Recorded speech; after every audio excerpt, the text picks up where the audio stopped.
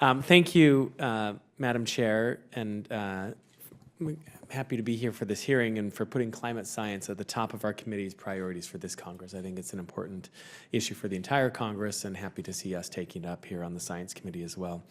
Thank you to our witnesses for your providing your expert testimony and really enlightening this conversation. I'm excited to join this committee and to have an opportunity to understand the latest in climate research and highlight its importance in shaping our policies that will result in clean air, better environmental health, and a clean energy economy. As the former mayor of Salt Lake County, a county in Utah that often sees school kids kept inside for recess because the air's not safe to breathe. I have 4 kids myself and was shocked to learn that part of their common vocabulary is, it's an air day, meaning they don't play outside at recess. They come home bouncing off the walls because they've been kept inside all day.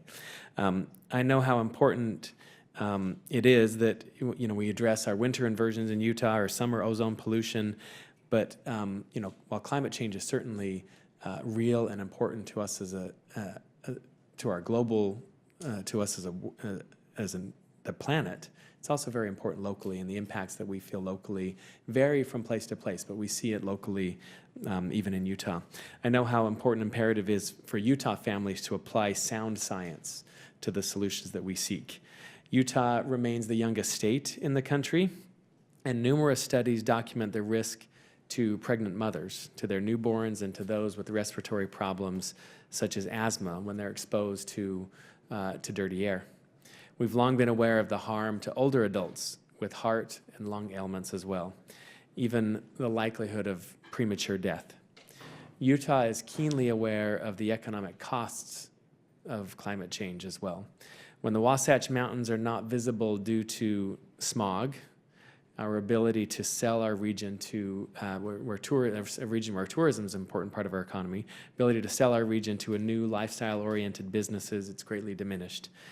Utah's had its share of environmental issues as well, devastating environmental issues, from last summer's catastrophic wildfires to extended drought to the shortening of a ski season. First world problems, I recognize, but it does have an impact on us when snow melt comes late and melts early.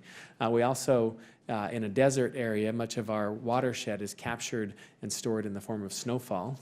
And then as snow melts, we have reservoirs. But as we have less snowfall and more rainfall, the ways in which over the last couple of centuries we've adapted to living in a desert will not be adequate as climate patterns change, and will be expensive for us. We can adapt, fortunately, unlike some places, we can adapt, but it will be expensive to us locally. So I think Utahns support efforts to protect our air, to protect our water, to protect our quality of life that we experience in our Rocky Mountains. And in fact, our early pioneer settlers in Utah understood that in an arid landscape, water is life itself. And anything that threatens the climate threatens our ability to sustain life over the long term. As elected leaders, we have the capacity and the responsibility to have fact-based discussions about the issues of climate and environmental protection. And it is critical to our nation's goals for environmental sustainability, for economic prosperity, and our national security.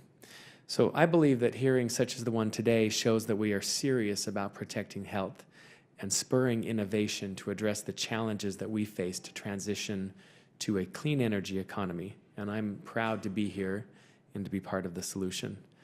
I'm looking forward to working with this committee to advance solutions to our climate crisis and to jumpstart, as I've said, a clean energy economy. So my questions, I guess I'm almost out of time. So my first question, and maybe my only question, is to Dr. Eby.